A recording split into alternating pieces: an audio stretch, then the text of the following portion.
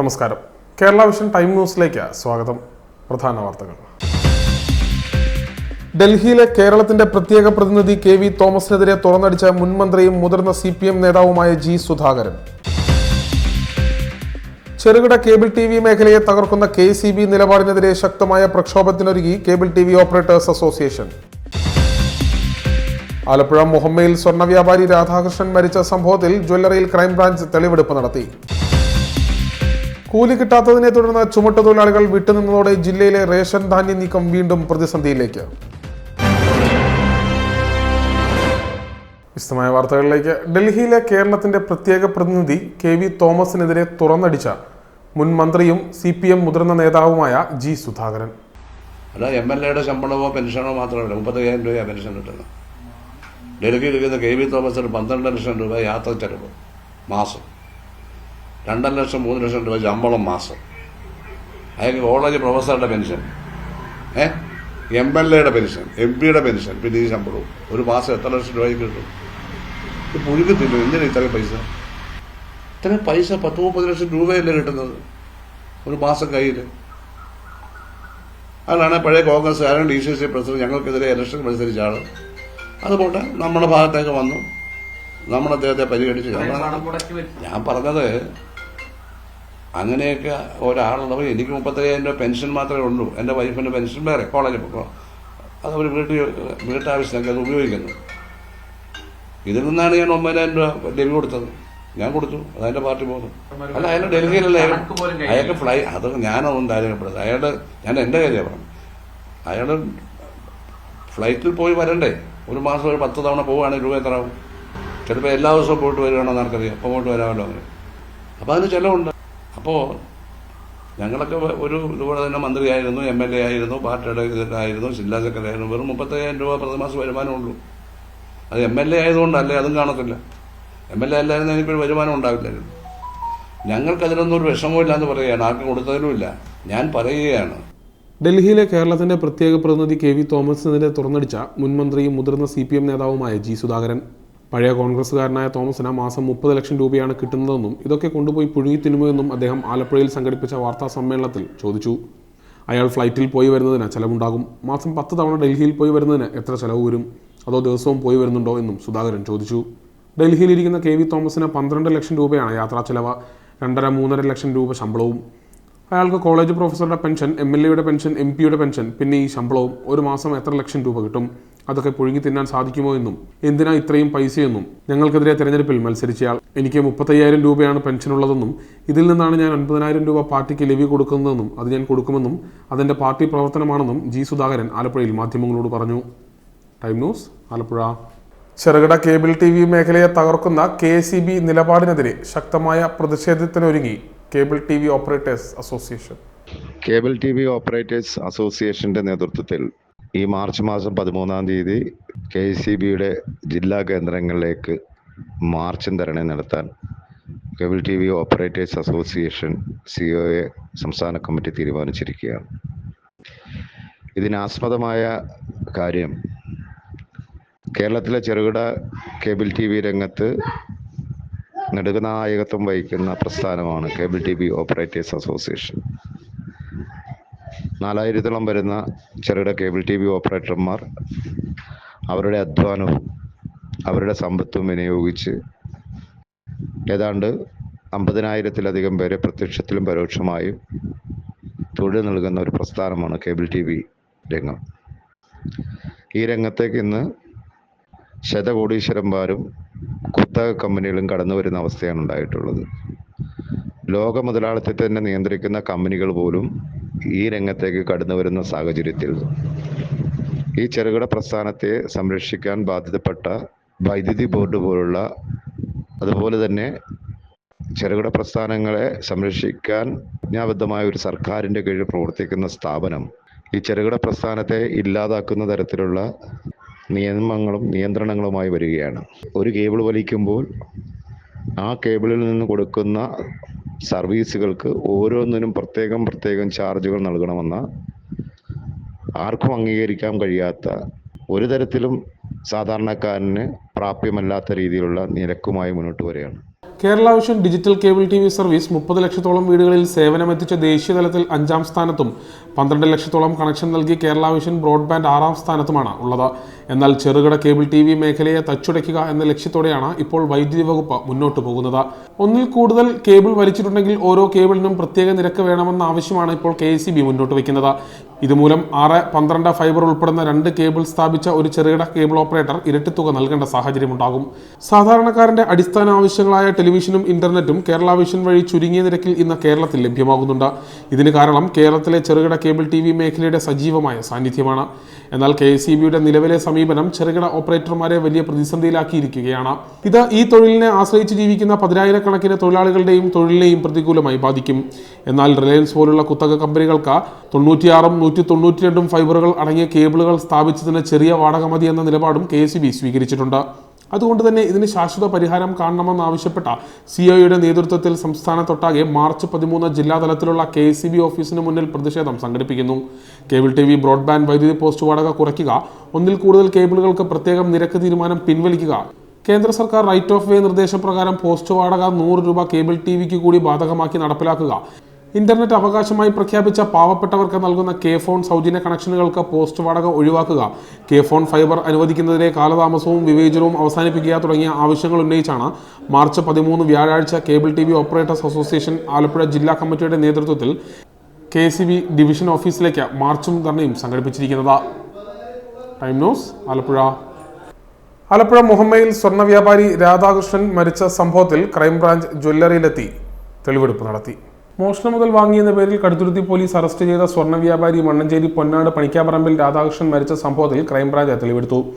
രാധാകൃഷ്ണന്റെ ഉടമസ്ഥതയിലുള്ള മുഹമ്മയിലെ രാജി ജ്വല്ലറിയിൽ നിന്ന് ഫോറൻസിക് സംഘത്തിന്റെ സഹായത്തോടെയായിരുന്നു തെളിവെടുപ്പ്.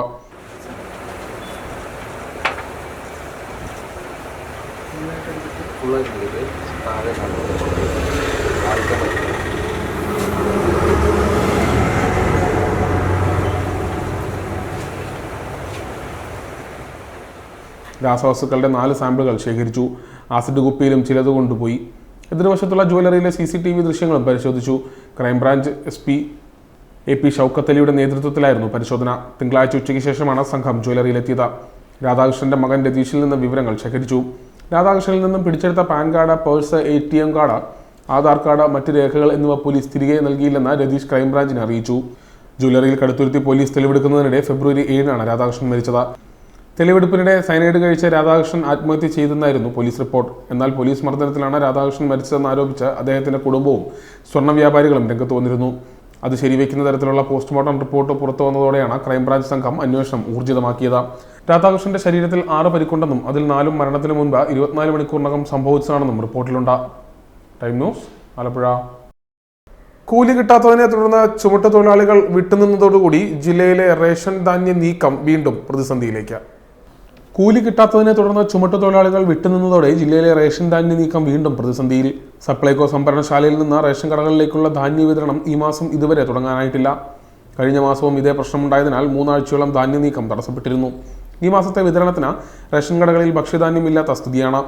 ചുമട്ടുതൊഴിലാളികൾക്കുള്ള പണം വാതിൽപ്പടി വിതരണ കരാറുകാർ ക്ഷേമനിധി ബോർഡിൽ അടച്ചാലേ കൂലി നൽകാനാകൂ. എന്നാൽ നവംബർ മുതൽ കുടിശ്ശികയാണെന്ന് ചൂണ്ടിക്കാട്ടി ക്ഷേമനിധി ബോർഡിലേക്ക് പണമയക്കാൻ കരാറുകാർ തയ്യാറായിട്ടില്ല. ഇതോടെ തൊഴിലാളികളെ ജോലിക്ക് വിട്ടു നൽകില്ലെന്ന നിലപാടിലേക്ക് ബോർഡും എത്തിയതോടെ പ്രതിസന്ധി രൂക്ഷമായി. ഒക്ടോബർ വരെയുള്ള തുകയും നവംബറിലെ 60% കരാറുകാർക്ക് സപ്ലൈകോ നൽകിയിരുന്നു. എന്നാൽ ഒക്ടോബറിലെ വിഹിതം പോലും കരാറുകാർ ക്ഷേമനിധി ബോർഡിൽ അടച്ചിട്ടില്ല. ഇതോടെ സമരത്തിലുള്ള തൊഴിലാളികളെ ചുമട്ടുതൊഴിലാളി ക്ഷേമനിധി ബോർഡ് പിന്തുണയ്ക്കുകയായിരുന്നു. പ്രശ്നം പരിഹരിക്കാൻ സിവിൽ സപ്ലൈസ് അധികൃതർ പലവട്ടം ശ്രമിച്ചെങ്കിലും ഫലമുണ്ടായില്ല. ജില്ലയിലെ 6 താലൂക്കുകളിലെയും റേഷൻ കടകളിൽ ധാന്യക്ഷാമമുണ്ട്. കുട്ടനാട്, കാർത്തികപ്പള്ളി, അമ്പലപ്പുഴ താലൂക്കുകളിൽ ക്ഷാമം രൂക്ഷമാണ്. മാസാദ്യം റേഷൻ വാങ്ങാനെത്തുന്ന കാർഡുടമകൾക്ക് മുഴുവൻ ധാന്യവിഹിതവും കിട്ടാതെ തിരിച്ചു പോവേണ്ട അവസ്ഥയാണ്. 6.23 ലക്ഷം കാർഡുടമകളിൽ ഈ മാസം ഭക്ഷ്യധാന്യം കിട്ടിയത് 84,000 പേർക്ക് മാത്രമാണ്. FCIയിൽ നിന്ന് സപ്ലൈകോയിലേക്കുള്ള ധാന്യ നീക്കവും തൊഴിലാളികളുടെ സമരം മൂലം മുടങ്ങിയിട്ടുണ്ട്. FCIയിൽ നിന്ന് 18-നകം എടുത്തില്ലെങ്കിൽ 1000-ഓളം ലോഡ് ഭക്ഷ്യധാന്യം നഷ്ടമാകുമെന്നാണ് വിവരം. വാതിൽപ്പടി വിതരണ കരാറുകാർക്കുള്ള പ്രതിഫലം ധനവകുപ്പ് കൃത്യമായി അനുവദിക്കാത്തതാണ് പ്രശ്നങ്ങൾക്ക് കാരണം. സർക്കാർ സാമ്പത്തിക ഞെരുക്കത്തിലായതോടെയാണ് റേഷൻ മേഖലയിൽ പ്രതിസന്ധി തുടങ്ങിയത്. ഇപ്പോൾ നവംബറിലെ ബാക്കി 40% വിഹിതവും ഡിസംബറിലെ വിഹിതത്തിൽ നിന്ന് കുറച്ചു ഭാഗവും സപ്ലൈകോ അനുവദിച്ചിട്ടുണ്ടെന്ന് പറയുന്നു. അത് കിട്ടിയാലും പ്രശ്നം തീരാനിടയില്ല. ഞങ്ങൾ ചേർത്തല താലൂക്കിലെ NSS തൊഴിലാളികളാണ്. ഞങ്ങളിപ്പോൾ കഴിഞ്ഞ മാസം വേതനം ഞങ്ങൾക്ക് തന്നിട്ടില്ല. കാരണം ചോദിക്കുമ്പോൾ പറയുന്നത് ഞങ്ങൾക്ക് ബോർഡുമായിട്ടാണ് ബന്ധം, ചുമട്ടുപുഴ ക്ഷേമ ബോർഡുമായിട്ടാണ് ഞങ്ങൾക്ക് ബന്ധം.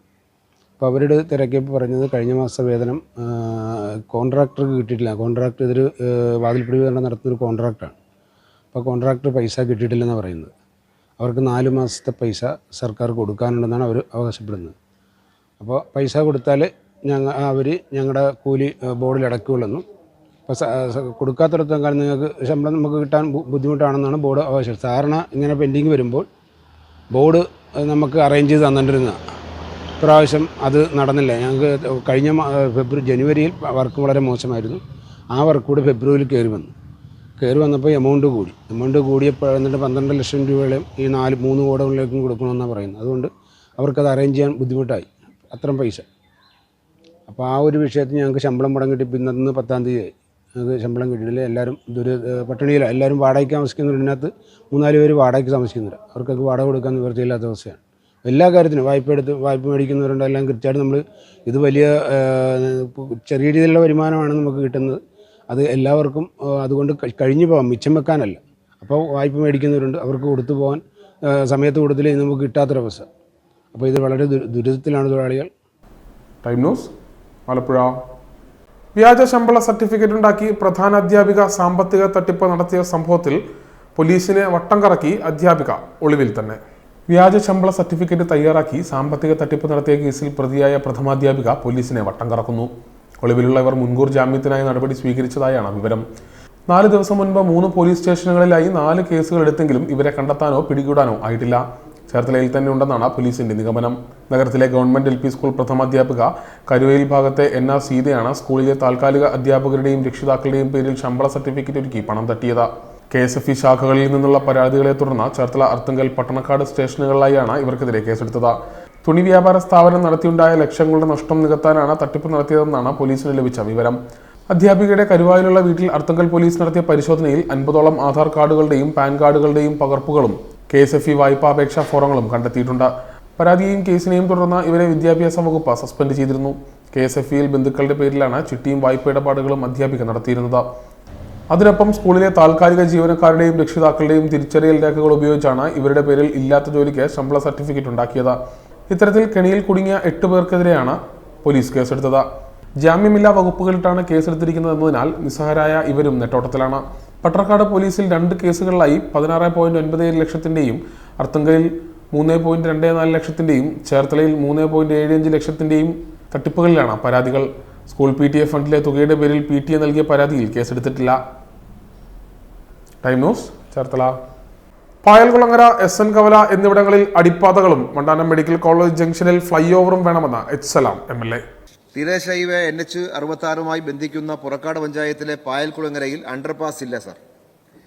NHും കടലുമായി 150 മീറ്റർ മാത്രം അകലമുള്ള സ്ഥലമാണ്. സുനാമി വന്നപ്പോൾ ഏറ്റവും കൂടുതൽ പേരെ മാറ്റിപ്പാർപ്പിക്കേണ്ടി വന്ന പഞ്ചായത്താണ് പുറക്കാട് പഞ്ചായത്ത്.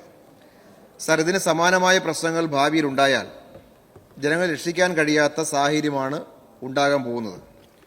വടഞ്ഞവഴി SN കവല കുട്ടനാട്ടിലേക്കുള്ള കവാടമാണ്. ചമ്പക്കുളം വഴി ചങ്ങനാശ്ശേരിയിലേക്കും പടഹാരം വഴി തിരുവല്ലയിലേക്കുമുള്ള പ്രധാനപ്പെട്ട പാതയുടെ കവാടമാണ്. ഇവിടെയും അണ്ടർപാസ് നിർണയിച്ചിട്ടില്ല സർ. വണ്ടാനം മെഡിക്കൽ കോളേജ് ആശുപത്രിക്ക് മുന്നിൽ അണ്ടർപാസോ ഉയരപ്പാതയോ DPR ഉണ്ടായിരുന്നില്ല സാർ. അങ്ങയുടെ ഇടപെടലിന്റെ കൂടി ഭാഗമായി 12.5 മീറ്റർ വീതിയിൽ അണ്ടർപാസ് അനുവദിച്ചിട്ടുണ്ട് സർ. ആശുപത്രിയിൽ 3000-ലധികമാണ് OPയിൽ രോഗികൾ വരുന്നത്. ഇതിനോട് ചേർന്ന് SDV സ്കൂളിൽ 1500 കുട്ടികൾ പഠിക്കുന്ന സ്ഥലമാണ്. പെർ ഡേ ഏതാണ്ട് 5000 ഈ 2 ഇൻസ്റ്റിറ്റ്യൂഷന്റെ ഭാഗമായിട്ട് മാത്രം 5000-ന് മേലെ ആളുകൾ എത്തിച്ചേരുന്ന ഏറ്റവും തിരക്കുള്ള ഈ ജംഗ്ഷനിൽ ആംബുലൻസ് മറ്റെല്ലാം വന്നു ചേരുന്ന സ്ഥലമാണ്. അവിടെ സാർ അല്പം വീതി കൂട്ടി ഉയരപ്പാത ഉണ്ടാവുക എന്നുള്ളത് ഏറ്റവും പ്രധാനപ്പെട്ട ആവശ്യമാണ്. അപകടരഹിതമാക്കാൻ ഏറ്റവും പ്രധാനപ്പെട്ട ആവശ്യമാണ് സാർ ഈ പറയപ്പെട്ട പോയിന്റ് എന്നുള്ളത്.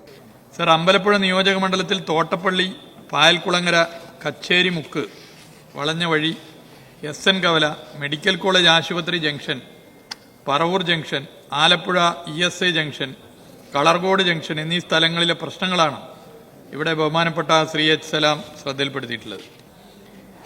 ഇത് അതായത് ഈ സമയത്ത് NHAയുടെ ശ്രദ്ധയിൽ അതാത് സമയത്ത് തന്നെ പെടുത്തിയിരുന്നു. ആ പെടുത്തിയതിന്റെ ഭാഗമായി ചില ആവശ്യങ്ങൾ national highway authority of India അംഗീകരിച്ചിട്ടുണ്ട്. Thottappally spillway, Alappuzha medical college ആശുപത്രിയുടെ മുൻവശം, പറവൂർ ജംഗ്ഷൻ, അമ്പലപ്പുഴ കച്ചേരിമുക്ക് ജംഗ്ഷൻ എന്നിവിടങ്ങളിലെ ആവശ്യം ദേശീയപാത അതോറിറ്റി പരിഗണിക്കുകയും അനുഭാവപൂർണമായ നിലപാട് സ്വീകരിക്കുകയും ചെയ്തു. പായൽകുളങ്ങരയിലും വളഞ്ഞ വഴി SN കവലയിലും അടിപ്പാത വേണമെന്നാണ് ഈ സബ്മിഷനിൽ ഉന്നയിച്ചിട്ടുള്ളത്. മെഡിക്കൽ കോളേജ് ആശുപത്രി ജംഗ്ഷനിൽ അടിപ്പാതയ്ക്ക് പകരം ഫ്ലൈ ഓവർ എന്ന ആവശ്യവും ബഹുമാനപ്പെട്ട MLA ഉന്നയിച്ചിട്ടുണ്ട്. ഈ ആവശ്യങ്ങൾ ഒരിക്കൽ കൂടി അടിയന്തരമായി നാഷണൽ ഹൈവേ അതോറിറ്റിയുടെ ശ്രദ്ധയിൽ പെടുത്താനുള്ള ഇടപെടൽ നടത്തുന്നതായിരിക്കും. ഇത്തരം വിഷയങ്ങൾ നമ്മുടെ സംസ്ഥാനത്ത് പല സ്ഥലങ്ങളിലും വരുന്നുണ്ട്. അതൊക്കെ പരിഹരിക്കാൻ വളരെ സാധ്യമാകുന്ന നിലയിൽ വളരെ ആത്മാർത്ഥമായി തന്നെ പൊതുമരാമത്ത് വകുപ്പ്, സംസ്ഥാന സർക്കാർ ഇടപെടുന്നുണ്ട്. പുറക്കാട് പഞ്ചായത്തിലെ പായൽകുളങ്ങര, അമ്പലപ്പുഴ വടക്ക് പഞ്ചായത്തിലെ SN കവല എന്നിവിടങ്ങളിൽ അടിപ്പാതകളും മണ്ടാനം മെഡിക്കൽ കോളേജ് ആശുപത്രി ജംഗ്ഷനിൽ ഉയരപ്പാതയും നിർമ്മിക്കണമെന്ന ആവശ്യം ഒരിക്കൽ കൂടി നാഷണൽ ഹൈവേ അതോറിറ്റി ഓഫ് ഇന്ത്യയുടെ ശ്രദ്ധയിൽപ്പെടുത്തുമെന്ന മന്ത്രി മുഹമ്മദ് റിയാസ് എച്ച് MLAയുടെ സബ്മിഷന് നിയമസഭയിൽ മറുപടി നൽകി. മണ്ഡലത്തിൽ 20 കിലോമീറ്ററോളം നീളത്തിലാണ് നാഷണൽ ഹൈവേ 66 കടന്നുപോകുന്നത്. പാത നിർമ്മാണത്തിന് 2020 ഡീറ്റെയിൽഡ് പ്രൊജക്ട് റിപ്പോർട്ട് തയ്യാറാക്കുമ്പോൾ പ്രാദേശികമായ പ്രത്യേകതകൾ ദേശീയപാത അതോറിറ്റി ഓഫ് ഇന്ത്യ കണക്കാക്കിയിരുന്നില്ലെന്ന് HLM സബ്മിഷനിൽ വ്യക്തമാക്കി. തോട്ടപ്പള്ളി ഹാർബർ, മെഡിക്കൽ കോളേജ് ആശുപത്രി കവാടം, തീരദേശ ഹൈവേ എത്തിച്ചേരുന്ന പായൽകുളങ്ങര എന്നീ സ്ഥലങ്ങളിലൊന്നും DPRൽ പരിഗണിക്കപ്പെട്ടിട്ടില്ല. എന്നാൽ ഉന്നയിച്ചവയിൽ ചില ആവശ്യങ്ങൾ NHI പരിഗണിച്ചിട്ടുണ്ടെങ്കിലും ഇപ്പോഴും പ്രശ്നങ്ങൾ അവശേഷിക്കുകയാണ്. തീരദേശ ഹൈവേ NH66മായി ബന്ധിപ്പിക്കുന്ന പുറക്കാട് പഞ്ചായത്തിലെ പായൽകുളങ്ങരയിൽ അണ്ടർപാസേജ് ഇല്ല. കടൽ തീരവുമായി 150 മീറ്റർ അകലം മാത്രമാണ് ഈ ഭാഗത്തുള്ളത്. സുനാമിയുടെ ഘട്ടത്തിൽ നിരവധി ജനങ്ങളെ മാറ്റിപ്പാർപ്പിച്ച പഞ്ചായത്താണ് ഇത്. സമാനമായ സാഹചര്യം ഭാവിയിലുണ്ടായാൽ രക്ഷാപ്രവർത്തനത്തിന് കഴിയാത്ത സാഹചര്യമാണ് ഉണ്ടാവുക. വളഞ്ഞ വഴി SN കവല കുട്ടനാട്ടിലേക്കുള്ള കവാടമാണ്. ചമ്പക്കുളം വഴി ചങ്ങനാശ്ശേരിയിലേക്കും പടഹാരം വഴി തിരുവല്ലയിലേക്കുമുള്ള പ്രധാന പാതയുടെ കവാടമാണ് ഇവിടം. ഇവിടെയും അണ്ടർപാസ് ഇല്ല. നിത്യേന 3000-ൽ പരം രോഗികളെത്തുന്ന വണ്ടാനം മെഡിക്കൽ കോളേജ് ആശുപത്രി കവാടത്തിലും ഉയരപ്പാതയോ അണ്ടർപാസോ DPRൽ ഇല്ലായിരുന്നു. മന്ത്രിയുടെ കൂടി ഇടപെടലിന്റെ ഭാഗമായി 12.5 മീറ്റർ വീതിയിൽ അണ്ടർപാസ് അനുവദിച്ചു. 1500 കുട്ടികൾ പഠിക്കുന്ന SDB സ്കൂളാണ് സമീപമുള്ളത്. ഇങ്ങനെ നോക്കിയാൽ ദിനംപ്രതി 5000-ൽ പരം ആളുകൾ എത്തിച്ചേരുന്ന ഏറെ തിരക്കുള്ള സ്ഥലമാണിത്. ഇവിടം അപകടരഹിതമാകാൻ വീതി വർദ്ധിപ്പിച്ച ഉയരപ്പാത ഉണ്ടാക്കുക എന്നത് ഏറെ ആവശ്യമാണ്. ദേശീയപാത അരൂർ തുറവൂർ ഉയരപ്പാത നിർമ്മാണവുമായി ബന്ധപ്പെട്ട ഗതാഗതം തിരിച്ചുവിട്ട Thuravoor Kumbalangi road, Thuravoor Makkekadavu road overlay ചെയ്യുന്നതിനായി 8.5 കോടി രൂപ അനുവദിച്ചു. ബഹുമാനപ്പെട്ട MLA ഇത് വളരെ മുമ്പ് തന്നെ കാര്യങ്ങൾ ഇടപെടുകയും ശ്രദ്ധപ്പെടുത്തുകയും ചെയ്തതാണ്. ഇതിന്റെ ഭാഗമായി പൊതുമരാമത്ത് വകുപ്പ്, സംസ്ഥാന സർക്കാരും ദേശീയപാത അതോറിറ്റിയുമായി തുടർച്ചയായി ഇടപെട്ടിട്ടുണ്ട്. 8.5 കോടി, 8 കോടി 50 ലക്ഷം രൂപ അവിടുത്തെ 2 റോഡുകൾ റീടാർ ചെയ്യാനായി അനുവദിച്ചിട്ടുണ്ട് എന്നുള്ള വിവരം ഇവിടെ അറിയിക്കുകയാണ്. തുറവൂർ കുമ്പളങ്ങി, തുറവൂർ മാക്കേക്കടവ് ഈ 2 റോഡുകൾക്കാണ് 8 കോടി 50 ലക്ഷം രൂപ അനുവദിച്ചിട്ടുള്ളത് എന്നുള്ളത് ഇവിടെ സഭയെ അറിയിക്കും. ദേശീയപാത അരൂർ തുറവൂർ ഉയരപ്പാത നിർമ്മാണവുമായി ബന്ധപ്പെട്ട ഗതാഗതം തിരിച്ചുവിട്ട Thuravoor Kumbalangi road, Thuravoor Makkekadavu road overlay ചെയ്യുന്നതിനായി 8.5 കോടി രൂപ അനുവദിച്ചു. ഗതാഗതം തിരിച്ചുവിട്ട റോഡുകൾ പലതും തകർന്ന സാഹചര്യത്തിൽ അരൂർ MLA ദിലീമ ജോർജോയുടെ നിരന്തര ഇടപെടലിന്റെ ഭാഗമായി പൊതുമരാമത്ത് വകുപ്പും സംസ്ഥാന സർക്കാരും ദേശീയപാത അതോറിറ്റിയുമായി തുടർച്ചയായി ഇടപെടുകയും ഇടപെടലിനെ തുടർന്ന് 8 കോടി 50 ലക്ഷം രൂപ Thuravoor Kumbalangi road, Thuravoor Makkekadavu road overlay ചെയ്യുന്നതിന് വേണ്ടി അനുവദിച്ചിട്ടുള്ളതായി മന്ത്രി മുഹമ്മദ് റിയാസ് പറഞ്ഞു. നിയമസഭയിലെ ദിലീമ ജോർജോ MLAയുടെ സബ്മിഷന് മറുപടി പറയുകയായിരുന്നു പൊതുമരാമത്ത് മന്ത്രി മുഹമ്മദ് റിയാസ്. Time news, Alappuzha. 96 വയസ്സുള്ള വൃദ്ധയ്ക്ക് നടവഴി നിഷേധിക്കുന്നതായി പരാതി. കഞ്ഞിക്കുഴി പാപ്പാളിവളി ത്രേസ്യാമ്മയാണ് നടവഴിയില്ലാതെ വലയുന്നത്. 96 വയസ്സുള്ള വൃദ്ധയ്ക്ക് നടവഴി നിഷേധിക്കുന്നതായി പരാതി. കഞ്ഞിക്കുഴി പാപ്പാളിവളി ത്രേസ്യാമ്മയാണ് നടവഴിയില്ലാതെ വലയുന്നത്. എനിക്ക് എൻ്റെ വീട്ടിലോട്ടൊന്ന് കയറി പോകാനുള്ള വഴിയില്ല. 2 വർഷമായി ഞാൻ ക്ഷീണമായിട്ട് എൻ്റെ മക്കളുടെ വീട്ടിലൊക്കെയാണ് ഞാൻ കഴിഞ്ഞുകൂടിയത്. ഇപ്പം എനിക്ക് തീരെ പാടില്ലാതെ വന്നപ്പോൾ എൻ്റെ വീട്ടിലോട്ടൊന്ന് കിടക്കണമെന്ന്, വീട്ടിൽ ചെന്നൊന്ന് കിടക്കണമെന്ന് ആഗ്രഹമുണ്ട് എനിക്ക് അങ്ങോട്ട് പോകാൻ കയറാൻ വഴിയില്ല. ഞാൻ എങ്ങനെ പോകും? ഇതാണ് എൻ്റെ വഴി. ഈ വഴി കൂടെ എനിക്ക് തന്നെ നടക്കാൻ മേല, വടി പിടിച്ചോണ്ട് വേണം നടക്കാൻ. എനിക്ക് ഈ വഴിയും പിടിച്ചോണ്ട് നടക്കാനായിട്ട് ഒരു വഴി തരണം എനിക്ക്, എൻ്റെ വീട്ടിലോട്ടൊന്ന് പോകാൻ. നിലവിൽ വഴി നടന്നിരുന്ന സ്ഥലം ഉടമ മറ്റൊരാൾക്ക് വിറ്റതോടെയാണ് ത്രേസ്യാമ്മയുടെയും കുടുംബത്തിന്റെയും സഞ്ചാര വഴി അടഞ്ഞത്. സ്ഥലം വാങ്ങിയ വ്യക്തി വഴി ഉൾപ്പെടെ കെട്ടിയടച്ചെന്നാണ് ത്രേസ്യാമ്മയുടെ കുടുംബം ആരോപിക്കുന്നത്. ആശുപത്രിയിൽ പോകേണ്ട സാഹചര്യം ഉണ്ടായാലും പുറത്തിറങ്ങാൻ കഴിയാത്ത സാഹചര്യമാണെന്ന് കുടുംബം പറയുന്നു. എക്സ് സർവീസുകാരന്റെ കുടുംബമാണ് ത്രേസ്യാമ്മയുടേത്. Time news, Alappuzha. ചേർത്തല പള്ളിപ്പുറം കടവിൽ മഹാലക്ഷ്മി ക്ഷേത്രത്തിലെ മകം തൊഴൽ ദർശനം ബുധനാഴ്ച നടക്കും. പള്ളിപ്പുറം കടവിൽ മഹാലക്ഷ്മി ക്ഷേത്രത്തിലെ മകം തൊഴൽ ബുധനാഴ്ച നടക്കും.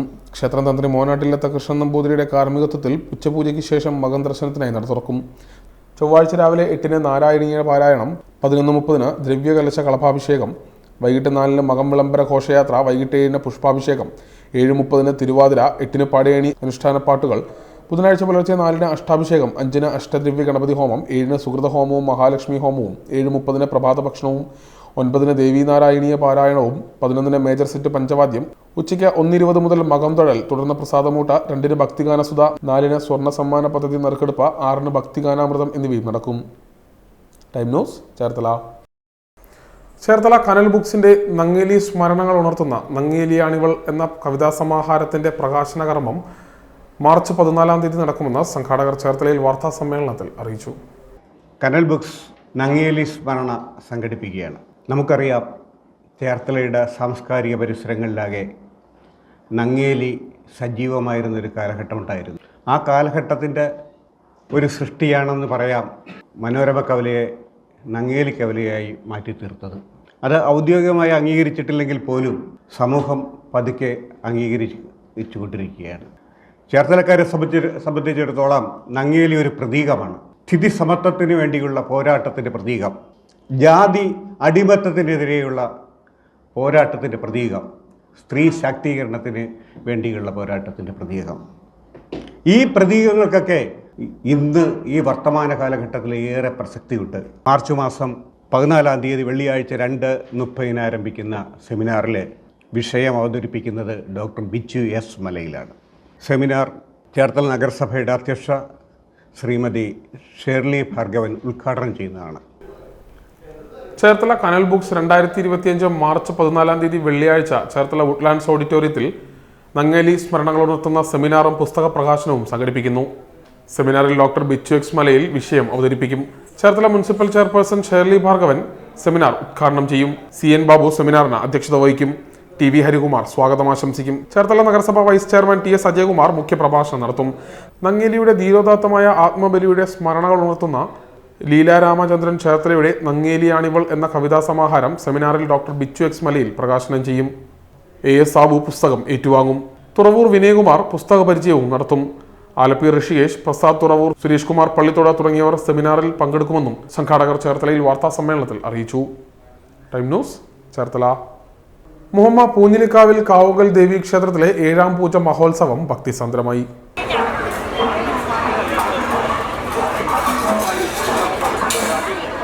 മുഹമ്മ പൂഞ്ഞിലിക്കാവിൽ കാവുങ്കൽ ദേവി ക്ഷേത്രത്തിലെ 7ാം പൂജ ഭക്തിസാന്ദ്രമായി. പുഴുക്ക് വഴിപാടിനായി എത്തിയ വിശ്വാസികളാൽ ക്ഷേത്രാങ്കണം നിറഞ്ഞിരുന്നു. നാടിന്റെ നാനാഭാഗങ്ങളിൽ നിന്നെത്തിയ വിശ്വാസികളുടെ സൗകര്യം കണക്കിലെടുത്ത പ്രത്യേകം ക്രമീകരണങ്ങൾ ഏർപ്പെടുത്തിയിരുന്നു. ഭാഗവത പാരായണം, നാരായണീയ പാരായണം, വൈകിട്ട് കരോക്കെ ഗാനമേള എന്നിവയും നടന്നു. മീനഭരണി ഉത്സവ ദിനമായ ഏപ്രിൽ 1 രാവിലെ 9 പൊങ്കാല വഴിപാട് നടക്കുക. Devaswom president VC Vishwamohan, secretary CP Sivaprasad, മാനേജർമാരായ KP ഉണ്ണികൃഷ്ണൻ, KS രാജേഷ് എന്നിവർ നേതൃത്വം നൽകി. Time news, Alappuzha. മുഹമ്മ പാപ്പാളി മഹേശ്വരി ക്ഷേത്രത്തിലെ തന്ത്രിയായി അവരോധിക്കപ്പെട്ട ശിവഗിരിമഠം ശിവനാരായണ തീർത്ഥ സ്വാമിക്ക് ക്ഷേത്രത്തിൽ വരവേൽപ്പ് നൽകി. മുഹമ്മ പാപ്പാളി മഹേശ്വരി ക്ഷേത്രത്തിലെ തന്ത്രിയായി അവരോധിതനായ ശിവഗിരിമഠം ശിവനാരായണ തീർത്ഥസ്വാമിക്ക് ക്ഷേത്രത്തിൽ ഹൃദ്യമായ വരവേൽപ്പ് നൽകി. Devaswom president Jayakrishnan Harichandana, vice president Pradeep KR, treasurer KP Kailasan എന്നിവരുടെ നേതൃത്വത്തിൽ പൂർണ്ണകുംഭം നൽകി സ്വീകരിച്ചു. തുടർന്ന് ശിവനാരായണ തീർത്ഥസ്വാമിയുടെ അനുഗ്രഹ പ്രഭാഷണവും ഉണ്ടായിരുന്നു. ജയകൃഷ്ണൻ ഹരിനന്ദ ചടങ്ങിൽ അധ്യക്ഷത വഹിച്ചു. KR പ്രദീപ്, KP കൈലാസൻ എന്നിവർ സംസാരിച്ചു. Time news, Alappuzha. പ്രധാന വാർത്തകൾ ഒരിക്കൽ കൂടി. ഡൽഹിയിലെ കേരളത്തിന്റെ പ്രത്യേക പ്രതിനിധി KV തോമസിനെതിരെ തുറന്നടിച്ച മുൻ മന്ത്രിയും മുതിർന്ന CPM നേതാവുമായ G സുധാകരൻ. ചെറുകിട കേബിൾ TV മേഖലയെ തകർക്കുന്ന KCB നിലപാടിനെതിരെ ശക്തമായ പ്രക്ഷോഭത്തിനൊരുങ്ങി cable TV operators association. Alappuzha മുഹമ്മയിൽ സ്വർണ്ണ വ്യാപാരി രാധാകൃഷ്ണൻ മരിച്ച സംഭവത്തിൽ ജ്വല്ലറിയിൽ ക്രൈംബ്രാഞ്ച് തെളിവെടുപ്പ് നടത്തി. കൂലി കിട്ടാത്തതിനെ തുടർന്ന് ചുമട്ടുതൊഴിലാളികൾ വിട്ടുനിന്നതോടെ ജില്ലയിലെ റേഷൻ ധാന്യ നീക്കം വീണ്ടും പ്രതിസന്ധിയിലേക്ക്. ഇതോടെ ഈ വാർത്താ ബുള്ളറ്റിൻ പൂർണ്ണമാകുന്നു. നമസ്കാരം.